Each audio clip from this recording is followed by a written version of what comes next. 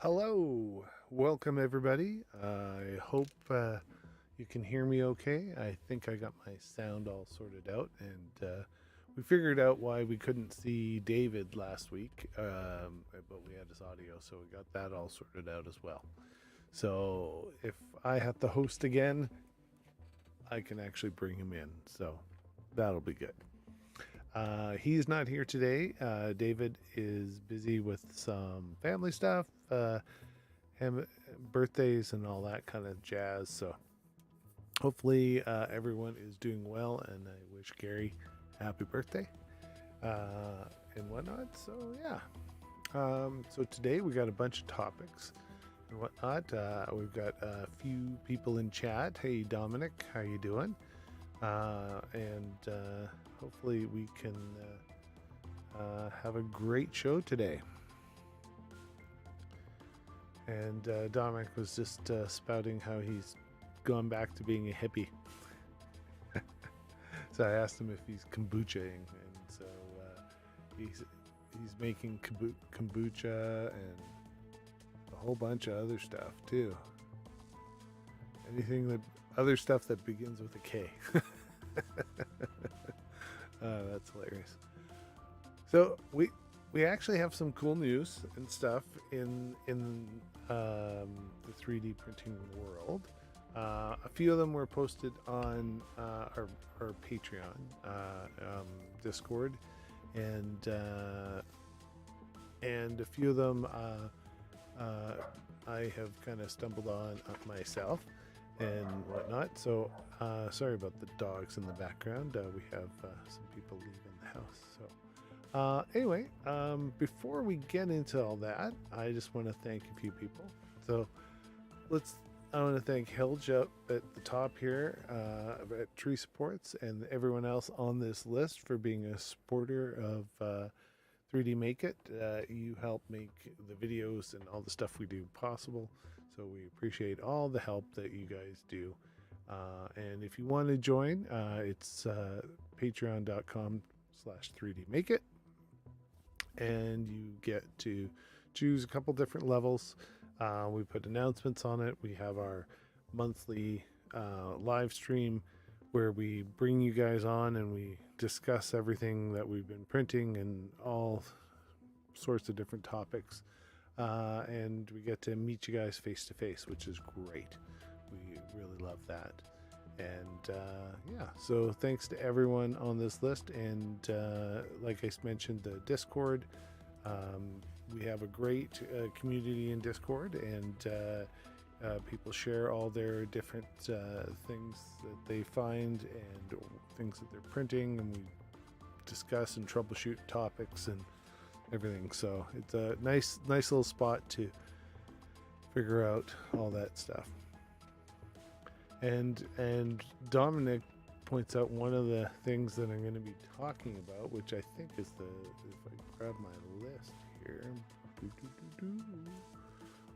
it's one of the top things on my list, which is, let me go there already here.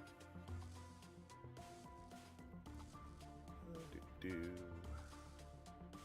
gonna go. Just got to get organized here. Where's my mouse? There we are. Raspberry Pi 5. That's right. It is out, everyone. The Raspberry Pi 5. So, let's see if there's any additional pictures of it. There we are. So, the Raspberry Pi 5, they've done a couple different things on the board. They've roughly kept the same form factor. It's closer to the Raspberry Pi 3 form factor. They've moved the Ethernet port back to this side, to the bottom, I guess the bottom right hand side from this picture here. And they've added a new custom piece of silicone on it. So this is the Raspberry Pi, I think it's called the R1. Do they call it? Do they mention it in here? Where is that? Well, the R1 is basically it's like a South Bridge. It's instead of having everything integrated into the actual main processor, they've broken out a bunch of the functionality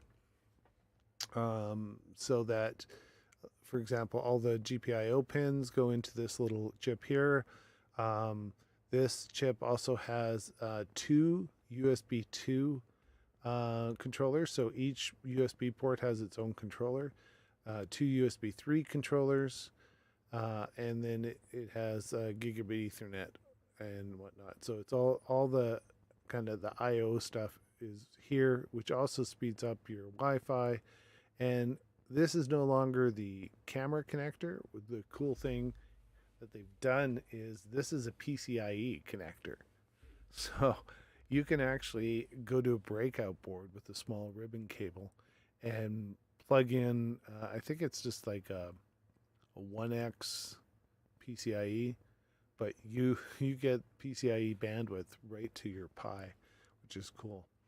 And then the headers over here, which I think where the screen header was over here, now it is two dual purpose connectors. So you can either have two displays off of these connectors, or you can have two cameras, or a camera and a display. So that's kind of cool, and that also is made possible by their new chip. And then you still have two, I guess, what are they? Micro HDMI?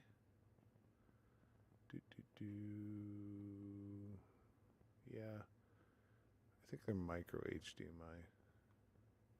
But they allow for two 4K displays hooked up. They have a new power chip here, which is great. So it uses a 5 amp USB-C, basically power delivery. So if you have used any laptops or gotten a new laptop and it has just a USB connection and whatnot, you can get a lot of amperage over USB-C, because USB-C PD, you can have both 5, 9, I think it's 5, 9, and 12 volts, and then various different amperages over that. So yeah, so this chip can negotiate the PD, and then it only took them, I don't know how many versions, but we now have a power button on the side here. So this is great. Like, this is a big update. The processor is an A76, and it is quite a bit faster than the old processor. And by uncoupling it and putting faster memory and whatnot, this processor really should be able to be more easily updated without the entire board design having to be reconfigured. So it's probably possible to have a future iteration, maybe just have a 5A or something with because right now this is built on, I want to say it's like 18 nanometer or something, or it's a larger process. Like, a lot of the more modern processors are built on I'm gonna go to a lot of the more modern processors are built on like 7 nanometer, 5 nanometer, and you hear like phones are going down to 4 nanometer and that sort of thing. So this is an older fab technology, but the older fabs can still build decent chips. It's just the form factor is a little bit larger for the chiplet, or what the piece that they built on the silicone. The main reason for going smaller is you've got a what is it? A 300 millimeter, 400 millimeter, I can't remember how many wafer of us, and it's a circle. So if you can reduce the size of each chip that's on there, you go up quite a bit in the volume that you can produce, because it's a circle, you can only fit so many little squares or rectangles within it. So yeah, they can produce less, but some of the plants that are producing the other size chips don't have all the volume constraints, because everyone else is trying to go for the latest and greatest. So hopefully that will help alleviate some of the constraints we've had over the last couple years with chip issues. So we'll see how that goes. But I'm excited because the performance sounds like it's amazing. Compared, a lot of the stuff is twice as fast as the Raspberry Pi 4 or more, depending on the benchmark. Just the graphics core upgrade will make a difference. Like, I think it's not going to be like an Apple M2 or something like that in performance, but for a upgrade to the Raspberry Pi, I mean, this is going to be decent. And hopefully this also, because everyone will want this one, alleviate some of the stress when we're trying to order the Raspberry Pi 4s and whatnot.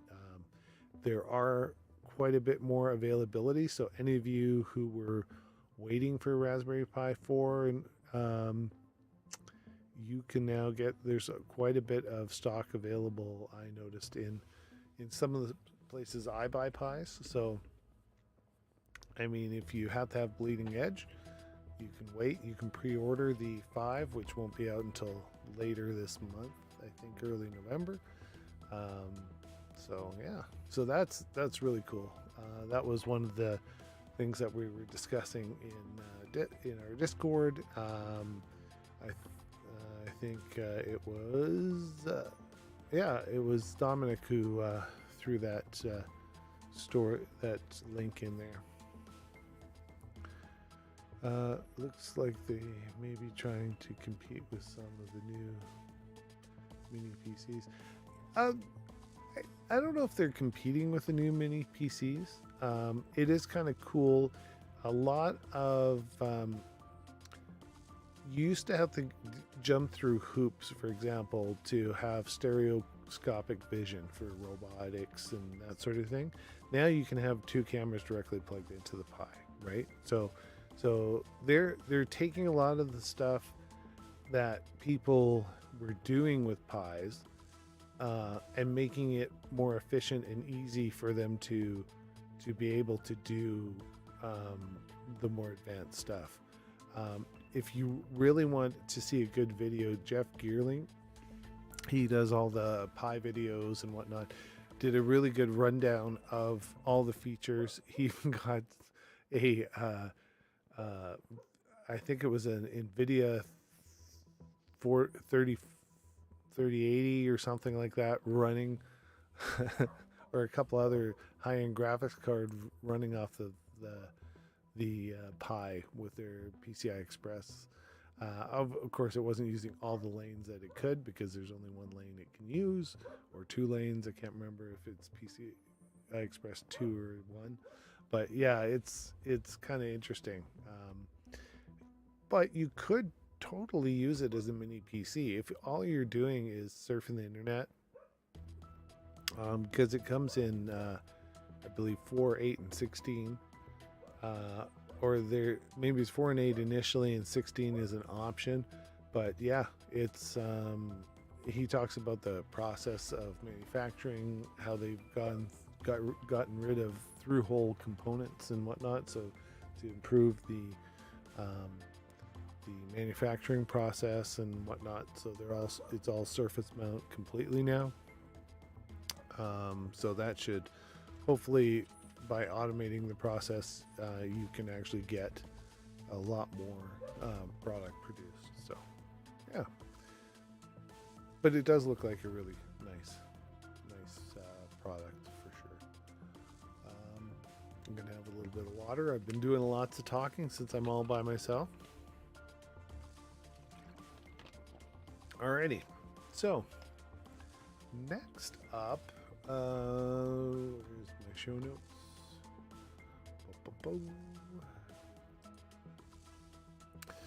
So, next up, we've got the Magneto. So, Poly, was it P Poly, P-O Poly. Not sure the name, but here it is. It's the Magneto X. So, this is interesting. I don't know enough about it, but they have the X and the Y on this printer has a different type of motor system. It's not belt driven like your typical 3D printer that we're used to, where you have either a lead screw or a belt.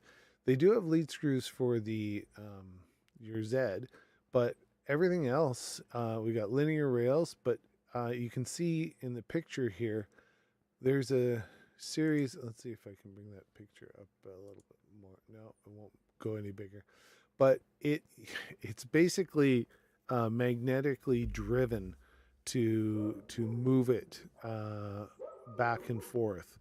So I'm not sure what the resolution is going to be like, because I would assume that each magnetic field can only move your head a certain distance, and so I don't know if you can just vary the between the two magnets to vary the speed, but they're claiming high speeds,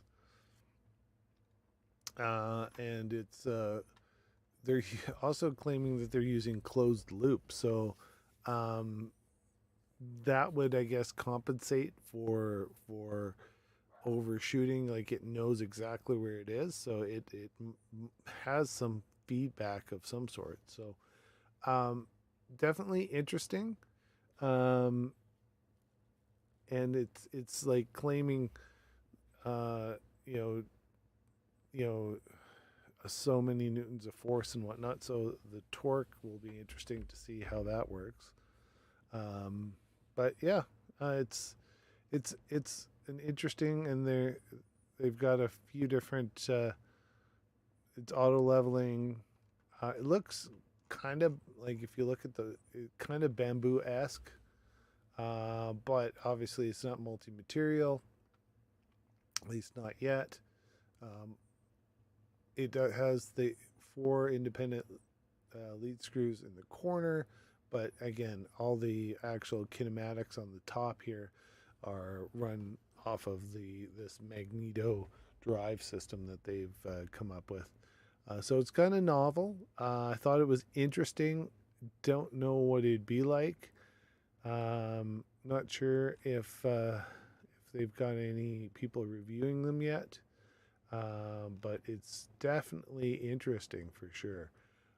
So yeah, they got a lot of stuff. This looks very Clipper esque. The touchscreen.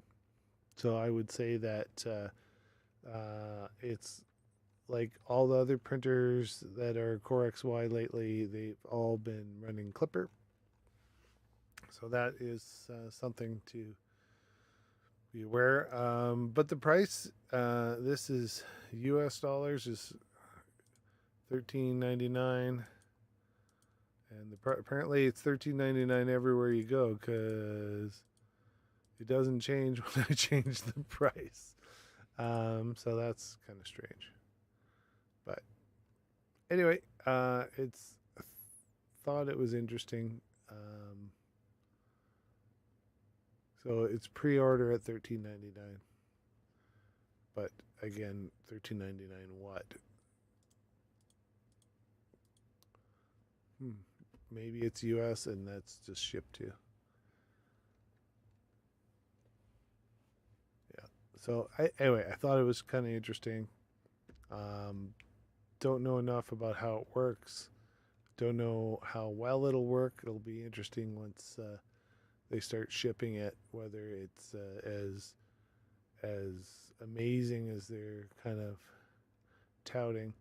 Odd bed size. It is 400 by 300 by 300. So that's kind of interesting. Um, it says it can do 130 degrees on the bed, 1080p camera. They have some additional side cooling. So it'll be interesting to see if they can make this work. So, yeah.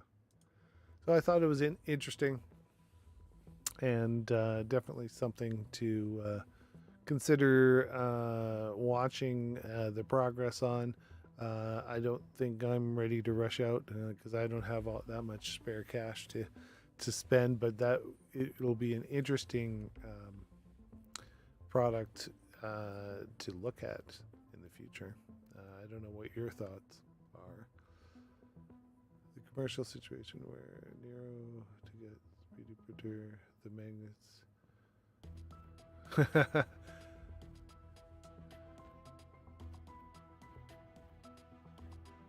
Got near the printer, and so Nero 3D got one of these. Then I'll have to go watch the video. So that's kind of interesting. So it'll be interesting to see how it progresses in the future, and we'll have to see if it's going to be a great product or not. We have another topic which was brought up by our friend. I'm just trying to find it here while we're talking. Yeah, here it is. So our friend Ray found a topic, and it's kind of interesting. We've kind of seen this kind of thing before, so let's just dive in. So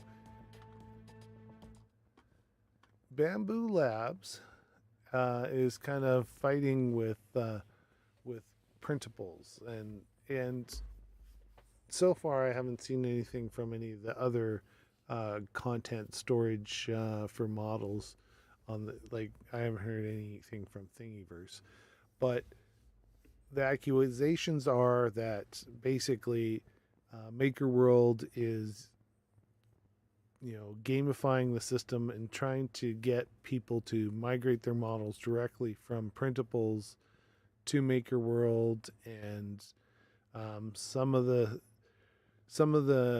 info we're hearing is that people are just uploading other people's models because you get so many points for uploading models and that sort of thing, and some of the accusations are that the MakerWorld developers are trying to directly kind of probe the Prusa printables website, and they're causing controversy. So there's a whole article here about that. There's some back and forth in tweets from Bambu Labs and Joseph Prusa and whatnot. And so I don't necessarily want to focus on this, but my kind of view of things is this. If you want to start your own kind of repository for models, that's fine. I think that's great. The more we have, the better. If they were trying to scrape models from other services and populate them on their site themselves, I think that's nefarious. I don't know that was what they were trying to do, but if they were, that's not good. I think encouraging, reaching out to other makers and whatnot, and encouraging them to bring over their models is fine. I think if you're trying to scrape the information about who the person is and whatnot from printables or Thingiverse or whatnot, that kind of goes against the terms of service of those sites. Like you're not supposed to try to harvest information from other people's sites about users and whatnot. So, I mean, trying to encourage people to come to your site. I get when you're trying to start a site, you want your site to, uh, launch with a decent amount of models. But I guess you have to reach out to the community in different ways and get people to put popular models on your site. So, reaching out to a handful of creators and getting them to host their models on your site. Um, Starting with maybe your own community, like you've already got people buying your printers, reaching out to them and encouraging them to move their models, because you won't need to pull it from or migrate them from another manufacturer's site, because those creators will have their own models and they can upload them themselves. So that's something to consider too, because then they're coming from hopefully the right models, makers and whatnot, and then you're not, violating copyright or whatnot, because maybe they don't want to move over. Maybe they want to be exclusively on printables, or something. So I think it's interesting that we have this controversy, and I'm not quite sure whether uh, you know this won't be the last time this sort of thing happens in the next few years, right? Because you know um, I don't know how many people hate Thingiverse because it's so slow and this and that, and I think it's gotten better, but it's still at times their search is horrible. Printables definitely has in my opinion, a nicer interface for the most part than Thingiverse.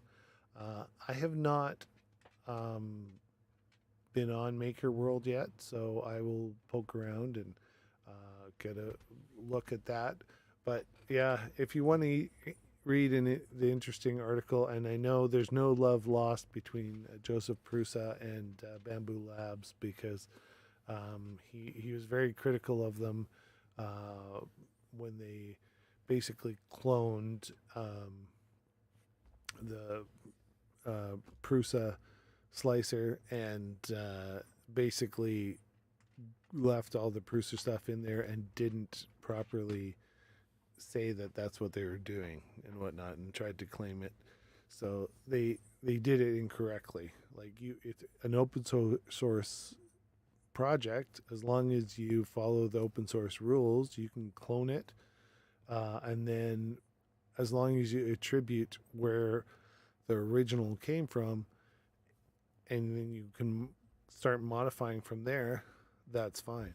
But it's when you try to just take it and you don't even change a lot of the stuff in there. I understand why Joseph Prusa was a little bit miffed with that, and rightfully so. They spent all that time, developing it and whatnot, and then someone just takes it and doesn't follow the open source rules when modifying it. So I think definitely Bamboo is a new company, and they're trying to make big waves, and they have wonderful product. It looks very solid. I know a number of people who own them now. I do not own one. I would love to, but it's just one of those things. I think they were moving a little too fast, and they didn't kind of follow the etiquette and rules of business, and they tried to cut some corners. So hopefully they can learn from their mistake and avoid lawsuits, because we I like like I said, their product looks great. I know a lot of people that have the product and love it, so hopefully they can avoid lawsuits and develop a better rapport with the community. I mean, there's been countless startups and whatnot that take some missteps in the beginning and don't execute well. Um, just off the top of my head, OnePlus was one that had some missteps at the beginning when they were selling their cell phones and whatnot, and they've since kind of matured and learned along the way as they grow their business and get more professional people in there that have more experience to build up their teams and whatnot. So I think that's kind of where we're at it with Bamboo is they're a young company with a young team, and they need to just mature a little bit and to grow as a company, and I think they will. And hopefully Prusa keeps innovating their products now that they have like a lot of the new features in their products. So I'm anxious to see if Prusa can continue to innovate their products and come out with more competitive products in the price range, because definitely Bamboo has a product that is very competitive price wise and has more features. So I can see why Prusa would be getting a little up in arms about things, because he might feel a bit threatened. But hopefully both companies can kind of get through this, and we can start respecting the open source and still have some innovation out there. And maybe this Magneto company will come out, its product, the Magneto printer there, X will be another innovation that everyone will start to adopt. But I guess time will tell. So those are the major stories that I had, but I do want to thank some more people. Again, like, subscribe if you're here. Hi, Gary. I see you in the chat. Just want to make sure that we thank these people again. Helge at the Tree Sports level and everyone else on this list. Dominic is here in chat today. So thank you everyone for supporting us. You make all this stuff happen, and a lot of the stories we talk about and whatnot are from our Patreon Discord. So if you want to be a member of our Discord, you can join Patreon at whatever level you feel you want to. It's pretty reasonable. It's not like it. I think our lowest level is like $3 or something like that, or $4. It's not very expensive. I haven't looked in a while. So, but yeah, if you like what we do here and like the conversation, please feel free to join us on Patreon and support the channel. And just if you don't want to support us that way, that is absolutely okay. But we do appreciate a like to the video. That helps with the algorithm gods at YouTube. And feel free to subscribe. Normally I'm not alone. Normally we have David here, and he has great knowledge and good conversational skills and whatnot. And so it's great to have someone to bounce stuff off of. So you don't just get my side of things. We often differ on opinions of certain things, and so it's good to go back and forth and get multiple perspectives on things. So we enjoy that. Dominic, let's just look at chat for a bit here. So Dominic says, did they take a page from Creality playbook? Yeah, I mean, I think so, right? Because didn't Creality have they didn't open source their stuff right, and then they also, I think Creality for a long time was taking the Kira slicer, right, and modifying it and making their own Creality slicer. I don't think Creality's ever taken the Prusa slicer. It's typically a clone of Kira. And then they also, with their new K1 series, they tried to market their Creality OS, right? And which is basically a Raspberry Pi OS type thing with your clipper on board with.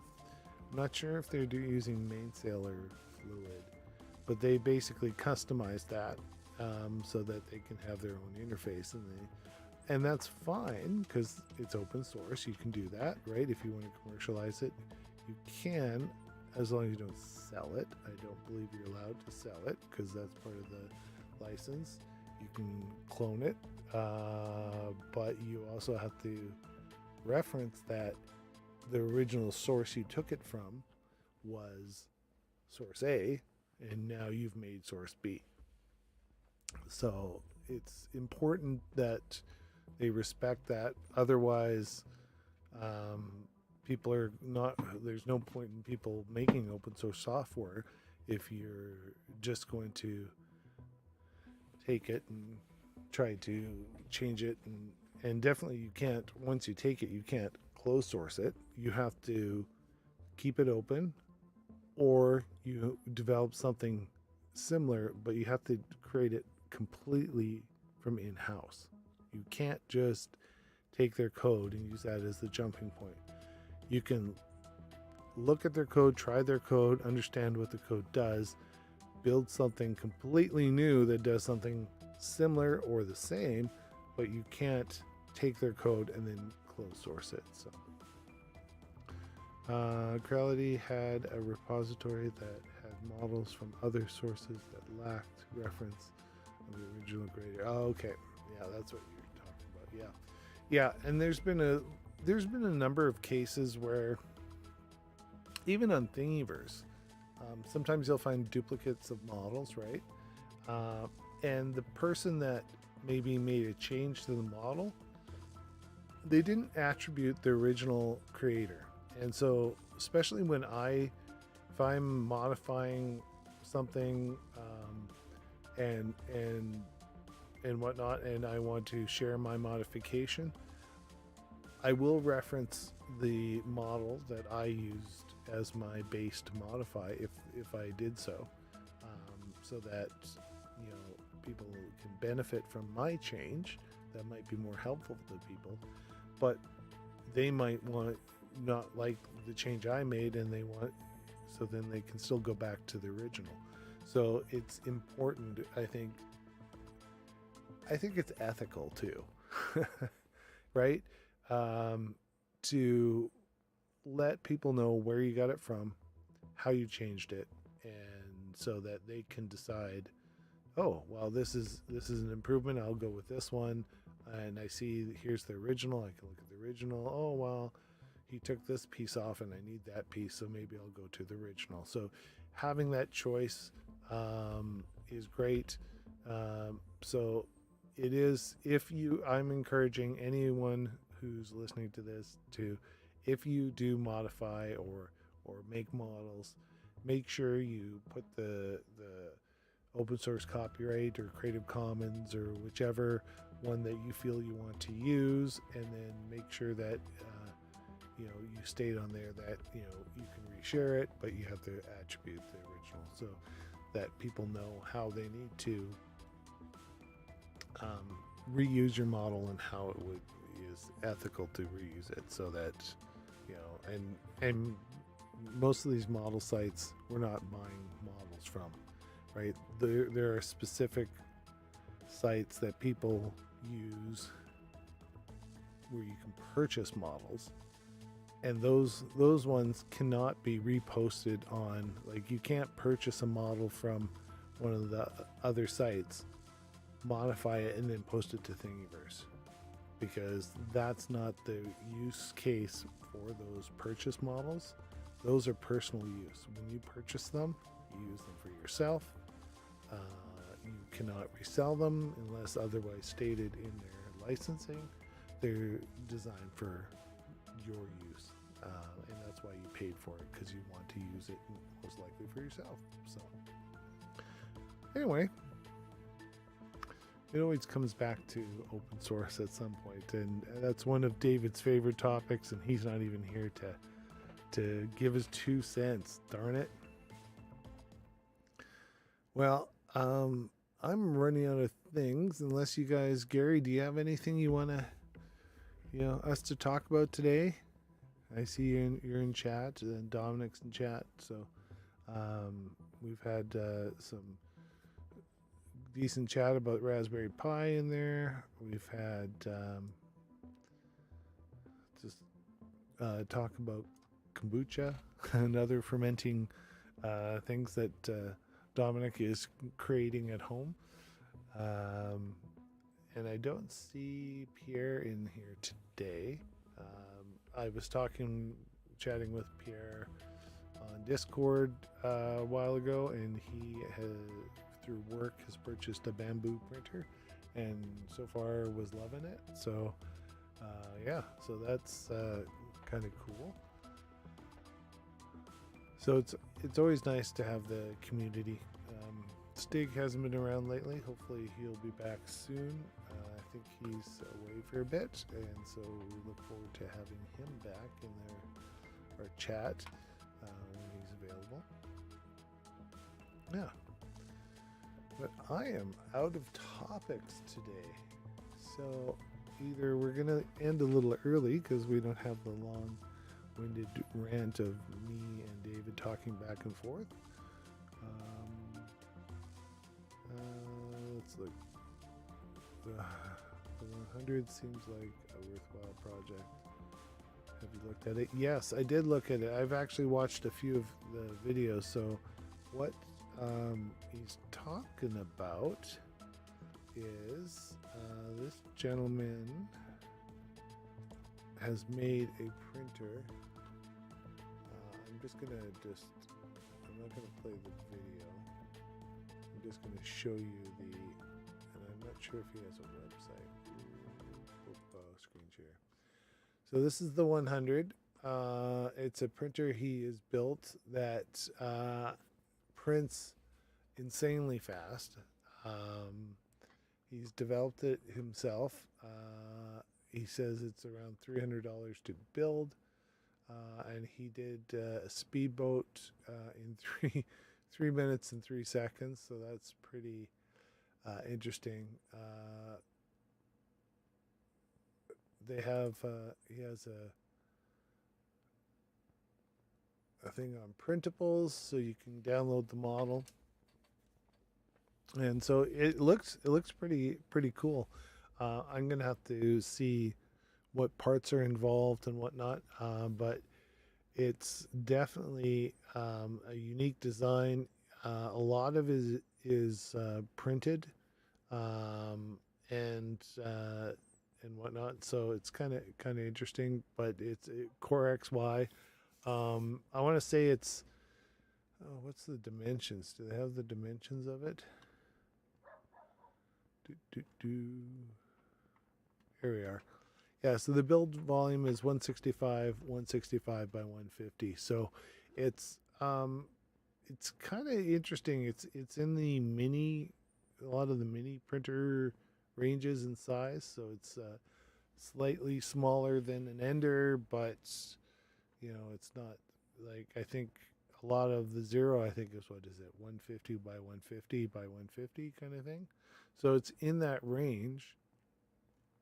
So it's kind of interesting. So if you're interested in checking it out, he's got a pretty good video. He has a series of videos where he's going through the development and whatnot, and then he has the latest one which he released, which is the 1.1. So it definitely does look interesting. It looks like an interesting printer. So definitely check it out. It's worth a look. Let's go through a few of the. You can see the base is all 3D printed. Looks like it's using some linear rods here. How is it driven up?